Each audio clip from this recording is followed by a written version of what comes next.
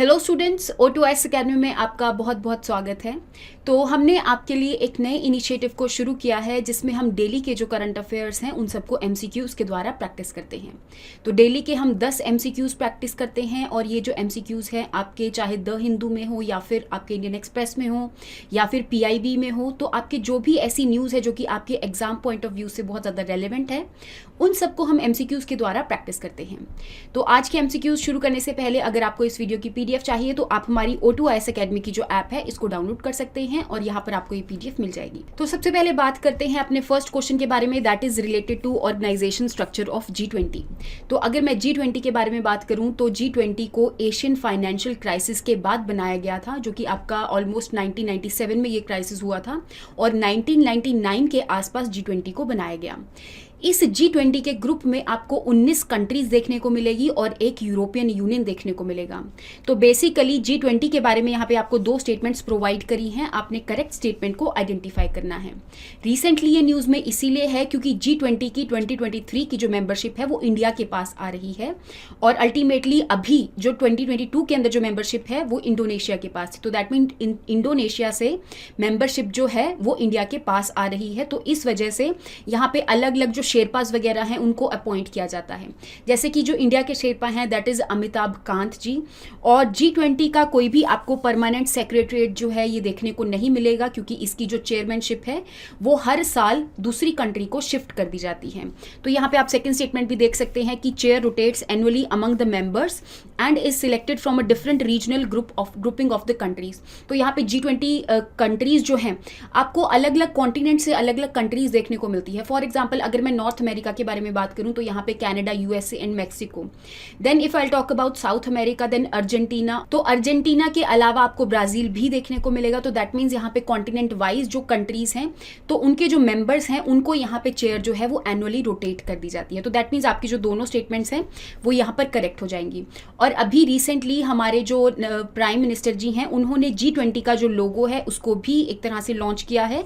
तो इसके बारे में भी आपको पता होना चाहिए कि that is one earth one family and one future, और इसमें आपको वासुदेव कुटुंबकम भी देखने को मिलेगा। तो दैट मीन्स यहाँ पे आपकी जो दोनों की दोनों स्टेटमेंट्स हैं वो करेक्ट हो जाएंगी। नेक्स्ट क्वेश्चन के बारे में बात कर लेते हैं, that is related to law commission of India. तो रिसेंटली न्यूज में इसीलिए है क्योंकि हमारा जो 22nd लॉ कमीशन है उनके जो चेयरपर्सन है उनको अपॉइंट किया गया है जिनका नाम है ऋतुराज जी। तो अगर मैं लॉ कमीशन ऑफ इंडिया के बारे में बात करूं तो चार्टर एक्ट 1833, तो जिस टाइम पे प्री इंडिपेंडेंस के बारे में अगर मैं बात करूं तो ब्रिटिश इंडिया के टाइम पे अलग अलग एक्ट्स आते थे, जैसे कि चार्टर एक्ट 1833 के अंदर लॉ कमीशन ऑफ इंडिया के बारे में यहाँ पे पहली बार आया। और अल्टीमेटली यही जो लॉ कमीशन है इन्होंने बहुत सारी चीज़ों को कोडिफाई किया। तो दैट मीन्स आपकी जो फर्स्ट स्टेटमेंट है ये करेक्ट हो जाएगी। लेकिन अगर मैं बात करूं कि लॉ कमीशन के जो फर्स्ट चेयरपर्सन है वो कब अपॉइंट किए गए, तो लॉर्ड मैकॉले को अपॉइंट किया गया था, लेकिन ये जो अपॉइंटमेंट है 1935 के टाइम पर हुई थी। तो दैट मीन्स आपकी जो सेकेंड स्टेटमेंट है ये भी करेक्ट हो जाएगी। थर्ड स्टेटमेंट के बारे में अगर मैं बात करूं कि जो लॉ कमीशन का टेन्योर होता है वो यहाँ पर 3 सालों का होता है, 5 सालों का नहीं होता। तो दैट मीन्स यहाँ पर आपका जो आंसर बनेगा that is 1 and second statement is correct. तो यहाँ पे ऑप्शन थोड़े ऊपर नीचे हो गए हैं तो आप फर्स्ट वाले ऑप्शन में ऐड कर सकते हैं 1 एंड 2 ओनली, तो आपका आंसर हो जाएगा ए ऑप्शन। नेक्स्ट क्वेश्चन के बारे में बात कर लेते हैं, that is related to Middle East green initiative. अब मिडल ईस्ट ग्रीन इनिशिएटिव है क्या? तो अगर मैं मिडल ईस्ट वाले रीजन के बारे में बात करूं तो यहाँ पे आपको ज़्यादातर जो डेजर्ट वाला रीजन है ये देखने को मिलता है, जहाँ पे आपको सऊदी अरब हो गया, जॉर्डन वाला रीजन हो गया है ना, इसके आसपास की जो कंट्रीज़ हैं ईरान, इराक वाली सारी कंट्रीज़ आपकी मिडल ईस्ट में आती हैं। तो यहाँ पर एक ग्रीन इनिशिएटिव को पिछले साल लॉन्च किया गया था अक्टूबर 2021 के अंदर। तो रिसेंटली न्यूज़ में ये इसीलिए है क्योंकि सऊदी अरेबिया ने यहाँ पर $2.1 बिलियन जो हैं वो इस ग्रीन इनिशिएटिव के लिए एलोकेट किए हैं। इस ग्रीन इनिशिएटिव के अंदर है क्या बेसिकली, उसके बारे में बात कर लेते हैं। तो यहाँ पे इस ग्रीन इनिशिएटिव में बात करी गई है कि जितने भी कार्बन एमिशंस हैं हम उनको रिड्यूस करने वाले हैं। तो कार्बन एमिशन करने के लिए एक पर्टिकुलर सोर्स को यूज किया जाता है, दैट इज हाइड्रोकार्बन सोर्स। तो हाइड्रोकार्बन सोर्स से होने वाले जो कार्बन एमिशन है हम उनको 60% तक रिड्यूस करेंगे। तो दैट मीन्स आपकी जो फर्स्ट स्टेटमेंट है वो करेक्ट हो जाएगी। सेकेंड स्टेटमेंट के बारे में अगर मैं बात करूं कि इवन यहाँ पे मिडल ईस्ट वाले रीजन में पेड़ वगैरह लगाने की बात करी जा रही है। कार्बन एमिशन को रिड्यूस करने की बात भी करी जा रही है और कार्बन सिंक बनाने की बात भी करी जा रही है। अब ये कार्बन सिंक होता क्या है?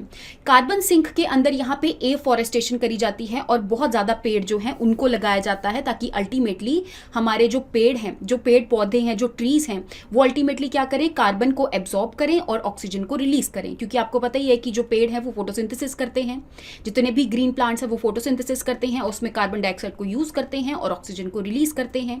तो दैट मीन्स आपकी जो सेकंड स्टेटमेंट है कि 50 बिलियन ट्रीज लगाए जाएंगे और कितने मिलियन हेक्टेयर्स में, 200 मिलियन हेक्टेयर्स में।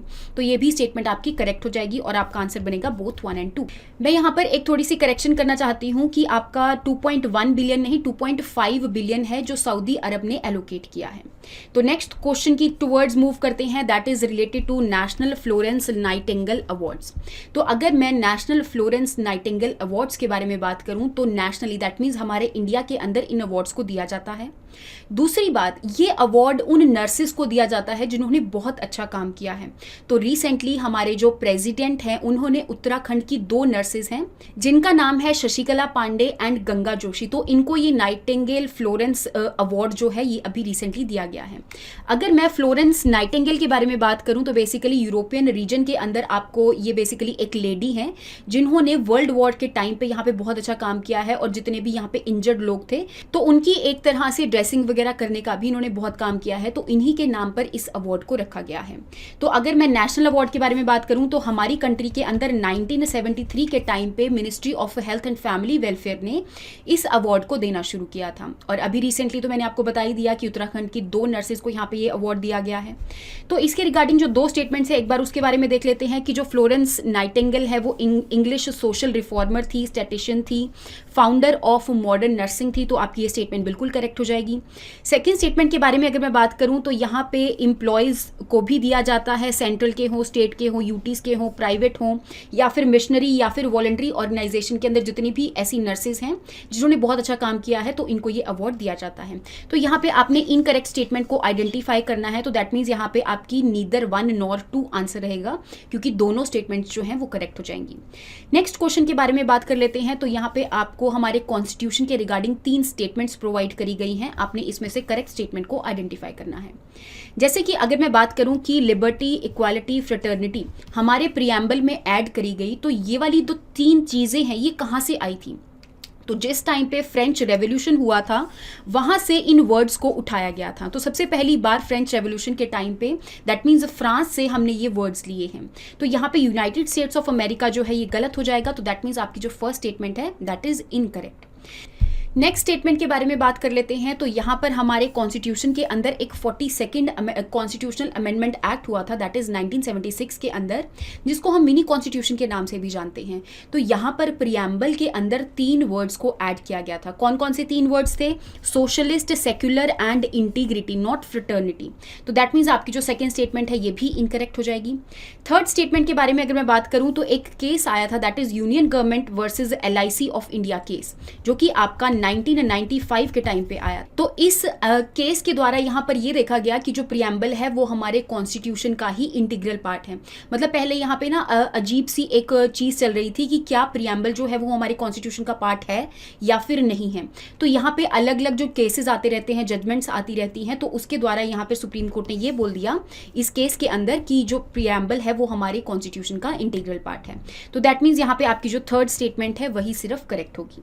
नेक्स्ट क्वेश्चन के बारे में बात कर लेते हैं that is related to cyclones. तो अगर मैं साइक्लोन्स के बारे में बात करूं तो आपको हमारी जो ग्लोब है बेसिकली हेमिस्फेयर्स हैं, एक तो नॉर्दर्न हेमिस्फेयर है और दूसरा सर्दर्न हेमिस्फेयर है। नॉर्दर्न हेमिस्फेयर के अंदर जो साइक्लोन्स हैं वो एंटी क्लॉकवाइज डायरेक्शन में होते हैं। सर्दर्न हेमिस्फेयर के अंदर जो साइक्लोन्स हैं वो क्लॉकवाइज डायरेक्शन में होते हैं। और यहाँ पर आपको एक चीज़ देखने को मिलेगी कि जो साइक्लोन्स है उसके जो अंदर वाला पोर्शन होता है वो एक लो प्रेशर एरिया पोर्शन होता है। तो दैट मीन्स जब भी एक साइकिल ओरिजिनेट किया, साइक्लोन ओरिजिनेट किया, तो उसका जो अंदर वाला पोर्शन होता है जिसको हम आई ऑफ द साइक्लोन भी कहते हैं, तो that is a low pressure area, not high pressure area. लेकिन उसके आसपास वाला जो रीजन है that is high pressure area. तो दैट मीन्स आपकी जो फर्स्ट स्टेटमेंट है that is incorrect. Second statement के बारे में अगर मैं बात करूं तो यहाँ पर जब भी किसी रीजन में साइक्लोन आता है, फॉर एग्जांपल इंडियन ओशन वाले रीजन में साइक्लोन आया, तो इंडियन ओशन वाले आसपास की जो नेबरिंग कंट्रीज हैं वो सारे यहाँ पे वर्ल्ड मेट्रोलॉजिकल ऑर्गेनाइजेशन को साइक्लोन्स के अलग अलग जो नाम है वो पहले से ही सबमिट कर देती हैं, और जब भी कोई नया साइक्लोन आता है तो उनका नाम उस हिसाब से रख दिया जाता है। तो यहाँ पे एक पर्टिकुलर पैटर्न बनाया जाता है, जैसे कि हर एक कंट्री जो है 3-3 नाम यहाँ पर सबमिट करती हैं, और उसका एक पर्टिकुलर पैटर्न बना दिया जाता है कि अगला नेक्स्ट साइक्लोन जो आएगा उसका नाम ये रहेगा। तो दैट मीन्स आपकी जो सेकंड स्टेटमेंट है ये करेक्ट हो जाएगी और आपका आंसर बनेगा 2 ओनली। नेक्स्ट क्वेश्चन के बारे में बात करते हैं, that is related to Wayanad wild life sanctuary. तो वायनाड वाइल्ड लाइफ सेंचुरी जो है वो नीलगिरी बायोस्फीयर रिजर्व का पार्ट भी है। इवन आपको यहाँ पर देखने को मिलेगा कि केरला, तमिलनाडु और कर्नाटका के कुछ जो बायोस्फीयर रिजर्व्स हैं, वाइल्ड लाइफ सेंचुरीज हैं और नेशनल पार्क्स हैं, वो सारे एक दूसरे के साथ मिलते जुलते ही हैं। दैट मीन्स इंटीग्रल है एक दूसरे के। तो दैट मीन्स यहाँ पे आपके वायनाड वाइल्ड लाइफ सेंचुरी के साथ आपको मुदुमलाई टाइगर रिजर्व्स भी देखने को मिलेगा जो कि तमिलनाडु वाले रीजन का है। Then is Nagarhole wild life sanctuary आपको देखने को मिलेगी जो कि कर्नाटका वाले रीजन की है। तो ये सारे एक दूसरे का इंटीग्रल पार्ट है। दूसरे स्टेटमेंट की अगर मैं बात करूं तो 2012 के अंदर यूनेस्को ने नीलगिरी बायोस्फीयर रिजर्व को यूनेस्को की नेटवर्क ऑफ बायोस्फीयर रिजर्व्स की लिस्ट में डाला था। तो दैट मीन्स आपकी जो सेकंड स्टेटमेंट है ये भी करेक्ट हो जाएगी। थर्ड स्टेटमेंट के बारे में अगर मैं बात करूं तो वायनाड वाइल्ड लाइफ सेंचुरी के अंदर एक रिवर फ्लो करती है जिसका नाम है काबिनी रिवर, और ये जो काबिनी रिवर है वो कावेरी की ट्रिब्यूटरी है। तो दैट मीन्स आपको कावेरी रिवर फ्लो करती हुई नहीं नजर आएगी उसकी, बल्कि एक ट्रिब्यूटरी है जिसका नाम है काबिनी रिवर। तो दैट मीन्स यहाँ पे आपकी जो फर्स्ट एंड सेकंड स्टेटमेंट है सिर्फ यही करेक्ट है, थर्ड स्टेटमेंट इनकरेक्ट हो जाएगी। नेक्स्ट क्वेश्चन के बारे में बात कर लेते हैं, that is related to IPR, that is intellectual property rights. अब ये है क्या आईपीआर्स? तो अगर मैं इसके बारे में बात करूं, जब भी किसी पर्सन ने कोई नई इन्वेंशन करी होती है तो उस इन्वेंशन के कॉपीराइट को प्रोटेक्ट करने के लिए यहाँ पे उस पर्सन को पेटेंट दिया जाता है, ताकि आने वाले कुछ टाइम के अंदर, जैसे कि 20 सालों के लिए वो लाइसेंस करवा लेते हैं, उनको पेटेंट मिल जाता है, और आने वाले उस टाइम के अंदर वो अपनी इन्वेंशन का अच्छे से फ़ायदा उठा सकें। फिर बाद में इसके जो लाइसेंस है इसको दोबारा से रिन्यू भी करवाया जाता है। तो बेसिकली आपको आईपीआर के रिगार्डिंग ही 2 स्टेटमेंट्स प्रोवाइड करी हैं, आपने करेक्ट स्टेटमेंट को आइडेंटिफाई करना है। जैसे कि आईपीआर क्या है? Rights given to a person over the creation of their minds. तो दैट मीन्स उनके इंटेलेक्ट से जो भी नई नई चीजें उन्होंने इन्वेंट करी हैं उन सारे राइट्स को प्रोटेक्ट किया जाएगा। तो फर्स्ट स्टेटमेंट आपकी करेक्ट हो जाएगी। सेकेंड स्टेटमेंट के बारे में अगर मैं बात करूं कि trips agreement sets the minimum standard of protection for copyrights and related rights. तो अगर मैं trade related aspects of intellectual property agreement के बारे में यहाँ पर बात करूं तो बेसिकली जिस टाइम पे आपका वर्ल्ड ट्रेड ऑर्गेनाइजेशन बना था तो उस टाइम पे एक एग्रीमेंट को साइन किया गया था, दैट इज ट्रिप्स एग्रीमेंट। 1994 के अंदर इस एग्रीमेंट को साइन किया गया और अल्टीमेटली इस एग्रीमेंट के अंदर ही बताया गया कि जितने भी trade related intellectual property right है उन सबको इस एग्रीमेंट के द्वारा प्रोटेक्ट किया जाएगा। तो दैट मीन्स यहाँ पे आप देख सकते हैं कि आपकी जो दोनों की दोनों स्टेटमेंट्स हैं वो करेक्ट हो जाएंगी। नेक्स्ट क्वेश्चन के बारे में बात कर लेते हैं। The question is related to कि 50% रिजर्वेशन की जो अपर लिमिट है जो सुप्रीम कोर्ट ने सेट करी थी वो कौन से केस में सेट करी थी। तो अगर मैं इसके थोड़े से बैकग्राउंड के बारे में बात करूं तो यहाँ पे 1990s के टाइम पे जब मंडल कमीशन को लागू किया गया तो उस टाइम पे ओबीसीज को 27% रिजर्वेशन जो है वो प्रोवाइड करी गई, जिसके अगेंस्ट यहाँ पे आपको अलग अलग जो पिटिशंस है वो यहाँ पे सुप्रीम कोर्ट के अंदर डाली गई। तो एक आपका केस था इंदिरा साहनी केस 1992। तो इस केस के अंदर जो सुप्रीम कोर्ट है इन्होंने ये बताया था कि रिजर्वेशन जो है ओवरऑल 50% रिजर्वेशन हम दे सकते हैं, जिसके अंदर ओबीसी, एससी, एसटी इन सबको इंक्लूड किया जाएगा। फॉर एग्जांपल अगर मैं एससी की रिजर्वेशन के बारे में बात करूं जो कि 15% के अराउंड है, फिर अगर मैं एसटी की रिजर्वेशन के बारे में बात करूं that is around 7.5% and OBC की जो रिजर्वेशन है दैट इज 27%। तो ये अप्रॉक्सीमेटली आपको 49.48-49 के आसपास देखने को मिलेगी। दैट मीन्स इन्होंने 50% की जो लिमिट है उसको क्रॉस नहीं किया है। तो यही चीज इंदिरा साहनी केस के अंदर बताई गई थी। इवन यहाँ पे इंदिरा साहनी केस के अंदर ओबीसीज के अंदर जो क्रीमी लेयर है उनको भी रिमूव करने की बात करी गई कि उनको रिजर्वेशन नहीं दी जाएगी। तो दैट मीन्स जो अपर लिमिट ऑफ 50% रिजर्वेशन है that is related to Indira Sawhney case 1992। Last question के बारे में बात कर लेते हैं that is related to CPEC, that is China Pakistan economic corridor, जिसको 2015 के अंदर लॉन्च किया गया था और अल्टीमेटली यहाँ पे चाइना और पाकिस्तान वाले रीजन में बेसिकली एक तरह से कनेक्शन बनाने के लिए या फिर इंफ्रास्ट्रक्चर बनाने के लिए इस कॉरिडोर को शुरू किया। ये जो कॉरिडोर है चाइना का जिनजियांग रीजन से लेके आपके जो अरेबियन सी के अंदर जो कराची पोर्ट है या फिर यहाँ पे जो ग्वादार पोर्ट है वहाँ तक इसको लिंक करने वाला है। और यहाँ पे आपको देखने को मिलेगा कि ये जो सी पैक है वो हमारे इंडिया के POK वाले रीजन से भी होकर गुजरता है। तो आपको सी पैक के रिगार्डिंग ही यहाँ पर 2 स्टेटमेंट्स प्रोवाइड करी हैं, आपने करेक्ट स्टेटमेंट को आइडेंटिफाई करना है।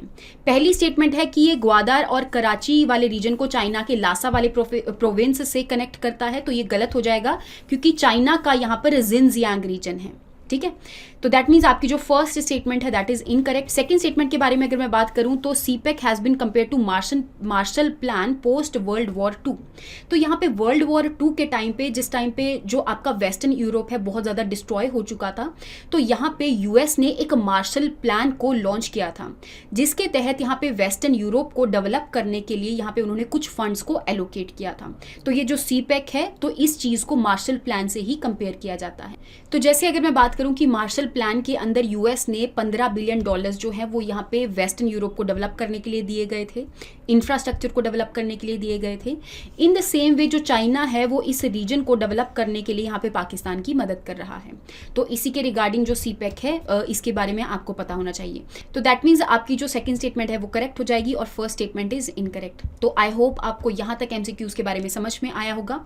नेक्स्ट क्लास के अंदर हम नेक्स्ट एमसीक्यूज के साथ मिलेंगे। Thank you so much and have a nice day.